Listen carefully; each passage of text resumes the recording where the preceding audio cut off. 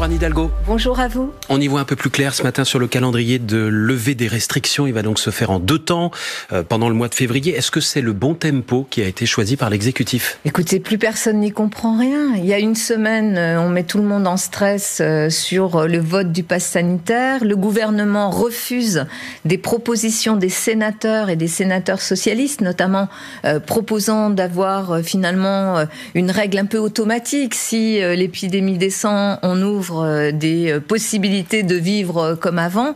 Et puis, on se retrouve là avec des annonces. Bon, écoutez, je crois que personne n'est dupe. Tant mieux si l'épidémie recule. Mais enfin, quelle gestion chaotique de cette chose-là. Quelle gestion tellement difficile. Pourquoi ne pas avoir travaillé plus précisément avec les maires ? Pourquoi ne pas avoir écouté un peu plus les parlementaires et travailler avec eux pour mettre en place... C'est-à-dire, vous pensez que ça va trop vite, qu'on allège trop vite ? Ah, je dis pas que ça va trop vite. Je dis que le gouvernement, dans sa méthode, fait quand même n'importe quoi. Et les Français sont perdus. Vous voyez, les Français sont perdus. Il y a quelques semaines, le président de la République était en train, y compris, de tenir des propos assez vulgaires vis-à-vis des Français. Le gouvernement vient devant le Parlement présenter son projet de passe sanitaire qui passe aujourd'hui au Conseil constitutionnel et refuse des mesures qui sont des mesures qui permettaient d'aller vers un allègement automatique dès que, et une semaine après, on nous explique qu'il va y avoir des allègements automatiques. Vivement. Comment vous l'expliquez, c'est n'importe quoi ? Vous dites le gouvernement fait n'importe quoi. Vous l'avez vu sur l'école. C'est un calendrier politique. Vous l'avez, bien sûr, c'est un calendrier politique. Et je pense, la seule bonne nouvelle, d'abord 2 bonnes nouvelles, c'est que si ça s'allège, on va pouvoir revivre comme avant, et tant mieux, et sans prendre de risques, notamment pour les plus fragiles. Il faut, et je le redis ici, continuer à vacciner massivement parce que c'est quand même ce qui peut nous protéger. Et rendre le vaccin obligatoire comme le suggère votre parti depuis des mois voilà, ou pas ? mon parti avait fait cette proposition. Ouais. Moi, Elle est toujours d'actualité ou pas ? Aujourd'hui, de fait, c'est ce qui est proposé. En tous les cas, c'est ce qui est fait. Lorsque interdire les cinémas et les restaurants et mettre des amendes. C'est quand même plus qu'une incitation. C'est pas ce que propose le PS. Le PS, c'est l'obligation. C'est l'obligation. Et l'obligation, c'est une piste intéressante. En tout cas, moi, je suis à fond pour la vaccination, évidemment. Et d'ailleurs, obligatoire ou pas ? Voilà, obligatoire. Aujourd'hui, on est dans cette vaccination quasiment obligatoire. Non, encore une fois, aller interdire les cinémas et les restaurants, c'est pas menacer de peine ou d'amende. C'est vrai, bien sûr, et je suis pas pour des peines d'amende, et donc c'est pour ça que je suis toujours... Vous n'êtes pas pour la vaccination obligatoire. Je suis pas pour des sanctions, je suis pour l'incitation maximale et pour qu'on aille tous se vacciner. Voilà, très clairement. Et c'est d'ailleurs ce que propose aussi le Parti socialiste et les sénateurs. Mais surtout, la deuxième bonne nouvelle, c'est que peut-être, enfin, cette élection présidentielle va pouvoir se dérouler dans un cadre où la crise sanitaire ne viendra pas entraver la rencontre avec les Français et où le gouvernement et le pouvoir en place n'instrumentalisera pas la crise sanitaire pour en faire quelque chose qui mette sous l'éteignoir la vie politique française. Vous, élu, vous mettriez en place, vous auriez annoncé hier en tout cas, un pass vaccinal et par ailleurs, une forme de passe renforcée, des tests, par exemple, pour aller en discothèque. Ça n'existe pas aujourd'hui dans le dispositif. Moi, j'aurais pas du tout géré comme cela, cette crise. Vous n'auriez pas fait une passe vaccinale ? D'abord, je n'aurais pas géré cette crise avec un conseil de défense qui ne met pas les Français en première ligne, y compris pour comprendre ce qui se passe. Mais tout est quand même question de méthode, chère madame. J'aurais fixé le cap, bien sûr, de la vaccination pour tous, la plus importante possible. Et puis, j'aurais beaucoup misé sur notamment les maires, les élus locaux, pour organiser beaucoup mieux, sans qu'il y ait ces à-coups. Regardez sur l'école, ce qui s'est passé sur l'école. On n'a plus besoin de faire un dessin, quand même. Ce sont les maires, par exemple, qui sont chargés d'acheter les capteurs de CO2 aujourd'hui. On voit qu'il y a 20% seulement des écoles qui en sont équipées. Parce que, d'abord, on ne leur donne pas vraiment les moyens, donc c'est quand même à leurs frais.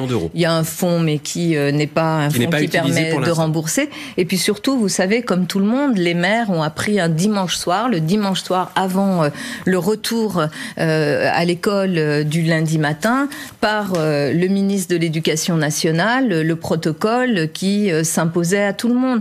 Donc je n'aurais pas du tout géré comme ça. Je ne dis pas que c'est facile de gérer une pandémie et une crise comme celle-là, soyons clairs. Hein.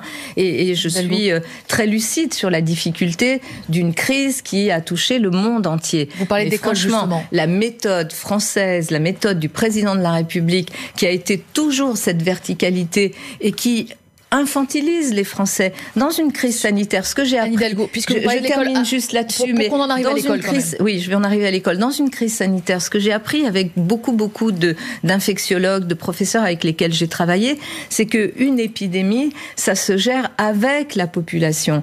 C'est une politique de santé publique qu'il nous faut mettre en place et pas en infantilisant la population. Il y a eu une forme d'écoute puisque le protocole à l'école a été modifié, qu'il y a eu des annonces. Les enseignants ont notamment obtenu des masques et des renforts humains. Est-ce que vous attribuez à cette écoute le fait que hier, il n'y avait pas beaucoup d'enseignants dans la rue, que la grève n'ait pas fait le plein ? 2% de grévistes. Écoutez, d'abord, je pense que les gens sont fatigués, que les gens en ont marre, qu'ils ont exprimé et leur colère et leur insatisfaction.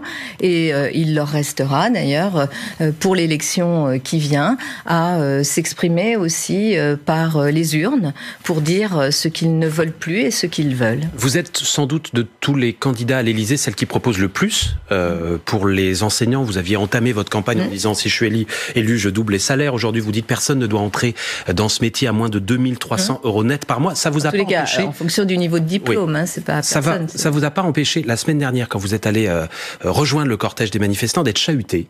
Chahuté par la France insoumise et par l'extrême gauche, pas par les enseignants. Chahuté par la France, c'était pas des enseignants? Ah non, ou alors c'était des enseignants insoumis? Non, c'était vraiment... c'était peut-être des enseignants, mais en tous les cas, ils avaient leur badge Jean-Luc Mélenchon. Donc, vous savez ça, que l'extrême gauche essaye toujours de disqualifier la gauche social-démocrate que je représente, c'est pas un sujet. Ça vous a pas touché? Je suis, vous savez, une femme politique qui assume, qui pose... D'ailleurs, j'ai posé cette question du pouvoir d'achat bien avant tout le monde. J'ai posé cette question de la difficulté de l'école, cette grande institution pour nous qui est à la base de l'égalité républicaine. J'ai posé la question de la considération des enseignants.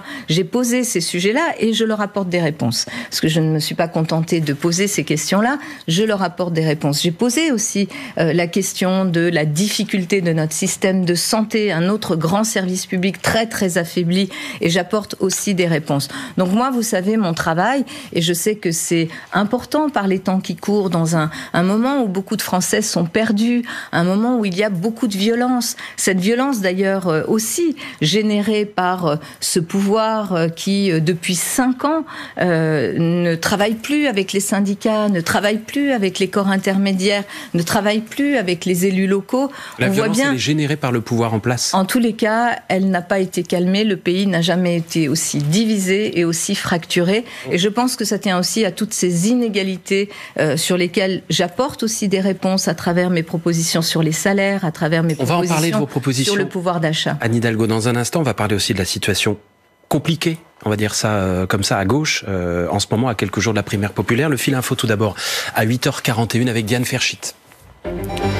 Le Conseil constitutionnel doit se prononcer aujourd'hui sur le pass vaccinal. Sous réserve de cette décision, le Premier ministre annonce qu'il sera appliqué dès lundi. Ce sera aussi le début de la campagne de rappel de la vaccination pour les 12-17 ans. Pour ce qui est de la fin des restrictions, à partir du 2 février, plus de masques en extérieur, plus de jauge non plus dans les lieux accueillant du public et fini le télétravail obligatoire pour aller en boîte de nuit. Il faudra attendre le 16 février. Ce sera aussi le retour des concerts debout et de la consommation debout dans les bars et les restaurants. Des annonces en cohérence avec ce que les Français veulent entendre, selon l'infectiologue Gilles Pialou sur France Info, mais c'est selon lui un peu décalé avec la situation sanitaire. Avec un carnet de commandes record de près de 78 milliards d'euros, Alstom recrute 7500 recrutements nets prévus dans le monde en 2022, dont 1 millier pour la France. États-Unis et Russie face à face pour une rencontre sous tension à Genève au sujet de l'Ukraine. Moscou veut des garanties que l'OTAN ne s'étendra pas à l'Est. Washington menace d'une réponse rapide et sévère si les troupes russes franchissent la frontière. France Info. Le 8-30 France Info, Neila Latrousse, Marc Fauvel. Anne Hidalgo, vous avez présenté votre projet cette semaine, vos 70 propositions, et vous allez le détailler, ce projet, demain à Aubervilliers, en banlieue parisienne. Vous y annoncez notamment que si vous êtes élu, vous supprimerez Parcoursup, dont les inscriptions viennent de débuter. Vous le remplacez par quoi, Parcoursup ? Pourquoi supprimer Parcoursup ? Parce que là encore, c'est vraiment à l'image de ce que ce gouvernement fait depuis 5 ans maintenant. Un système totalement inhumain qui met en stress non seulement les jeunes, les familles, un algorithme qui choisit votre vie. Et on ne comprend pas du tout, parce que tout ça est quand même très opaque, pourquoi vous avez telle orientation et pas telle autre. Je le remplace par quoi ? Par un système humain, au long cours d'ailleurs, d'accompagnement des jeunes dans leur orientation. Plus de conseillers d'orientation ? Alors, des conseillers d'orientation, des enseignants formés, des possibilités aussi ouvertes, plus grandes, d'avoir un contact avec le monde du travail. Le stage de 3e ne suffit pas à établir ce lien-là. J'ouvre beaucoup plus les formations en alternance diplômantes, qualifiantes. Et puis, surtout, j'ouvre le nombre de places à l'université dans l'enseignement supérieur. Pour être parfaitement concret, Anne Hidalgo, s'il y a 200 000 demandes dans une formation, quelle qu'elle soit, et 100 000 places, vous en ouvrez 100 000 supplémentaires, en fonction de la demande. Ce sera... Mais non, c'est pas en fonction de la demande, vous savez donc il y aura très de la bien. sélection forcément Aujourd'hui, vous savez à quoi sert Parcoursup, en fait, au-delà du fait que ça désespère. Ça sert à sélectionner et à gérer une pénurie. Est-ce qu'il y aura encore de la sélection ça sert à gérer une pénurie de quoi ? De places dans l'enseignement supérieur. Parce que ce gouvernement n'a pas du tout misé sur justement l'enseignement supérieur. Dans mon programme, et c'est aussi une des propositions qui est en conséquence de ce que je dis sur Parcoursup, je mise sur l'enseignement supérieur. Il y aura bien sûr plus d'ouverture de places dans les universités. Je souhaite qu'on mise sur l'intelligence, sur la qualification et sur le diplôme de nos jeunes, et qu'on se fixe un objectif de 60% d'une classe d'âge pouvant aller vers l'enseignement supérieur. Mais personne ne se verra refuser une formation. Il n'y aura pas l'ombre d'une sélection. Tout le monde pourra, mais c'est pas l'ombre d'une sélection. Tout le monde pourra avoir une possibilité. Avant Parcoursup, c'était à des admissions post-bac, pardon. Oui. Il y avait un tirage au sort qui a été dénoncé aussi pendant des qui n'est pas non plus la bonne solution. Tirage au sort d'un côté, sélection de l'autre. Non, eh bien moi ce que je propose, si c'est facile à comprendre, Marc Fauvel, c'est un système qui accompagne les jeunes dans leur choix tout au long de leur scolarité, s'il y a trop de demandes, qui leur permet, eh bien, vous savez, on arrive à gérer aussi l'orientation vers les filières, et il faut que tout jeune puisse avoir une possibilité. En dehors d'ailleurs des possibilités d'enseignement supérieur, il y a aussi des possibilités, des ouvertures plus grandes, par exemple sur des services civiques, par exemple sur des possibilités données aux jeunes. C'est une de mes propositions aussi, ce capital de 5 000 € que je donnerai à chaque jeune de 18 ans. Tout le monde, quels que soient les revenus. Quels que soient les revenus, tout le monde aura ce capital de 18 ans. C'est aussi cette possibilité qui sera donnée à un jeune à 18 ans. Vous ne savez peut-être pas ce que vous voulez faire de votre vie, ni même dans quelle filière vous voulez rentrer, mais vous avez peut-être un projet, vous vous dites peut-être j'ai envie de partir à l'étranger, apprendre une langue, j'ai envie c'est une de dotation, revenir. C'est un prêt, juste pour bien comprendre. C'est une dotation. Ça, il n'y aura rien à rembourser, c'est 5 000 € que l'État donne. Donc, mais il faudra quand même porter un projet. Mais non, vous aurez 5 000 € et vous pourrez, bien sûr, à partir de ces 5 000 €, élaborer votre projet. Moi, si vous voulez, je trouve que nous sommes dans un pays, d'ailleurs, je ne suis pas la seule à le dire, c'est analysé aussi comme ça de l'extérieur, qui est très malveillant avec sa jeunesse, qui est très très dur avec sa jeunesse. On les met en stress, on les met en difficulté, on veut les obliger à aller vers telle filière uniquement parce qu'on ne veut pas ouvrir des places dans d'autres filières. Je pense qu'il faut qu'on inverse. C'est d'ailleurs ce que nous dit aussi l'OCDE sur l'analyse de notre système éducatif. Notre système éducatif n'est pas du tout accompagnant de nos jeunes, ne les prépare pas suffisamment au monde qui vient, dans lequel il faut des compétences nouvelles, les compétences sur le numérique, qui sont des vrais nouveaux langages qu'il faut apprendre, les compétences qui sont aussi celles d'un monde plus collaboratif, où il faut apprendre à coopérer. Tout cela, ce sont des choses qui ne sont pas enseignées et portées par l'école. Et donc, je souhaite vraiment une profonde réforme de notre système d'enseignement, dans laquelle on redonne toute la place aux enseignants et dans laquelle on accompagne les jeunes, pas dans la brutalité, mais vraiment on les accompagne pour qu'ils puissent choisir leur avenir. Et on ouvre plus de place à l'enseignement supérieur sans rendre l'université payante. Anne Hidalgo, un point qui est important sur le nucléaire. Vous dites dans votre programme, je le cite, il faut aller vers le 100% d'énergie renouvelable, j'ouvre les guillemets, aussi rapidement clairement qu'il sera possible de le faire. C'est quand ? D'abord, vous savez, des différents scénarios de RTE, dont un qui va vers cela. Il le fixe à 2050, ça peut être peut-être un peu au-delà. Sur le nucléaire, très clairement, c'est un choix qu'a fait la France et on ne peut pas s'en passer. Je dis que et Yannick Jadot dit qu'en 20 ans on peut sortir du nucléaire, c'est faux, ça n'est pas possible. Vous, c'est, si je compte bien, 30 ans au mieux. Au moins à 2050. Pas avant 2050, Pas avant 2050. La fin du nucléaire, pas avant 2050. Pas avant 2050, parce qu'on a besoin de cette énergie, parce que on va avoir encore besoin d'énergie et d'électricité. Mais du coup, pour tenir le coup, pardon Anne Hidalgo, parce que la question est importante, pour tenir le coup d'ici 2050, vous gardez Flamanville, qui devrait ouvrir si tout va bien en 2023, vous en ouvrez d'autres? Non, je n'ouvre pas de nouvelles centrales. Donc vous prolongez la vie des centrales existantes jusqu'en 2050. En revanche, je suis pour le grand carénage, et ce qui est cette prolongation, et ce grand carénage, c'est sous l'autorité de sûreté nucléaire, mais aussi, bien sûr, avec le Parlement, que doit se décider la possibilité de prolongation d'un certain nombre de centrales. Vous savez que beaucoup d'entre elles ont déjà une vie assez ancienne, il y en a d'autres qui sont plus récentes,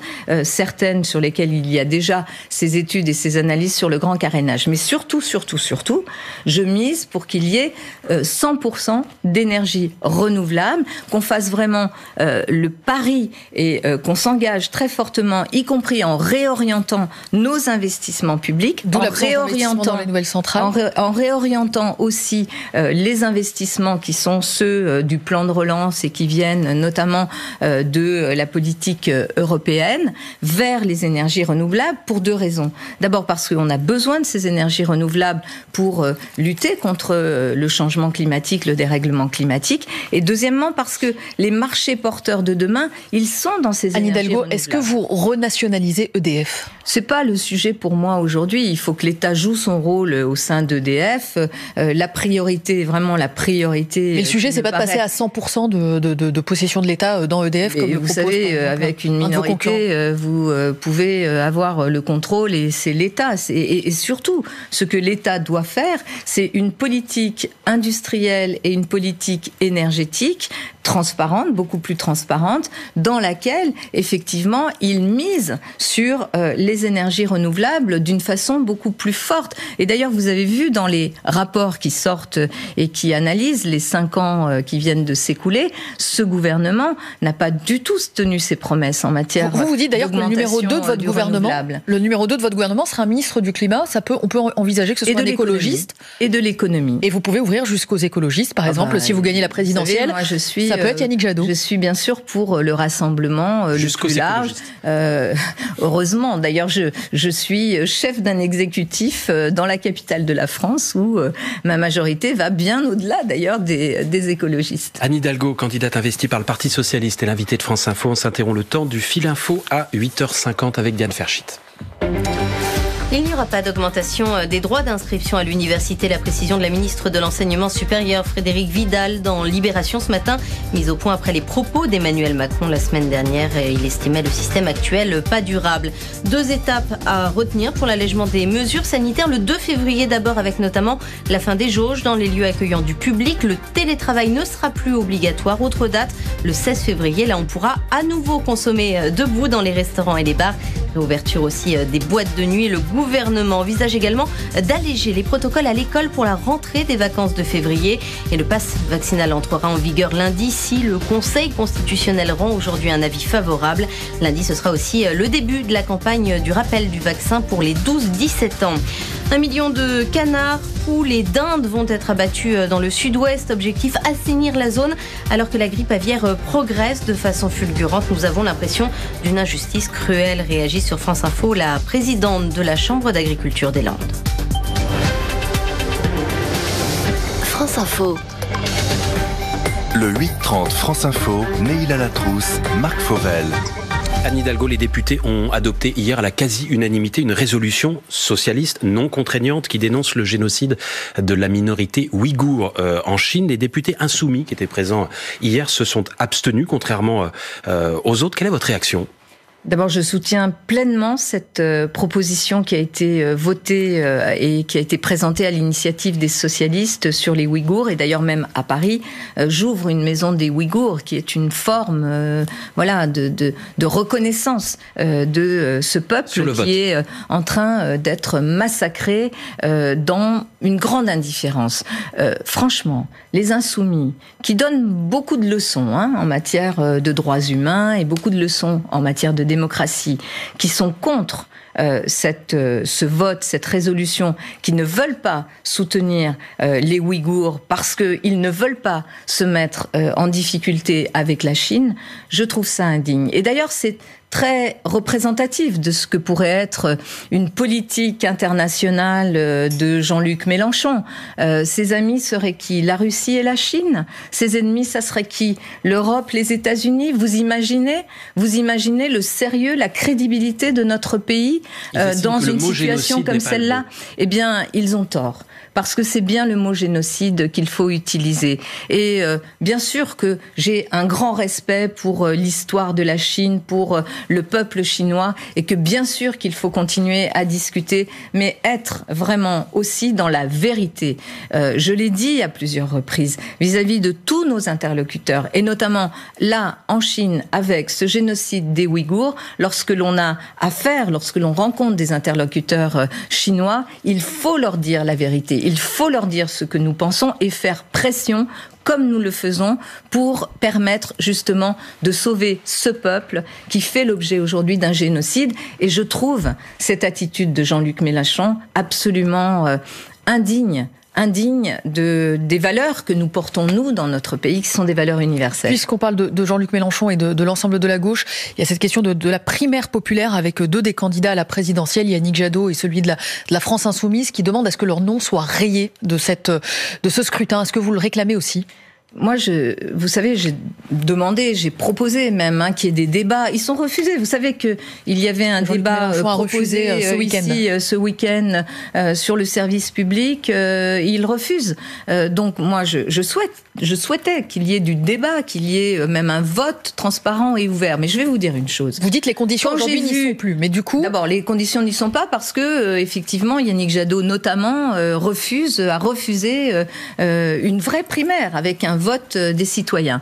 Mais je suis très choquée par cette vidéo que j'ai vue d'un des organisateurs de la primaire populaire. Alors, vidéo qui date du mois d'octobre dernier, oui, qui a fuité, j'explique pour les auditeurs et les téléspectateurs, Anne Hidalgo, qui était destinée aux organisateurs de cette primaire populaire, et dans laquelle l'un des organisateurs dit on est là pour faire barrage, c'est pas exactement les bons mots, Anne Hidalgo, Jean-Luc Mélenchon et Yannick Jadot. Donc ce ne sont pas des excuses, le fait que ça a été tourné en octobre. J'ai pas dit ça. Non, je sais, mais je le dis. Vous dites, ça disqualifie en fait le scrutin ? Pour moi, c'est totalement contraire. C'est le pire qu'on puisse imaginer en politique. Vous savez, moi, j'ai beaucoup de respect, même si je suis en profond désaccord avec Jean-Luc Mélenchon. Je viens de le dire. J'ai du respect, même si j'ai des différences grandes avec Yannick Jadot. Je leur reconnais la légitimité à prendre les positions qui sont les leurs, et y compris à dire qu'ils sont candidats jusqu'au bout. Comme moi, j'ai cette légitimité aussi.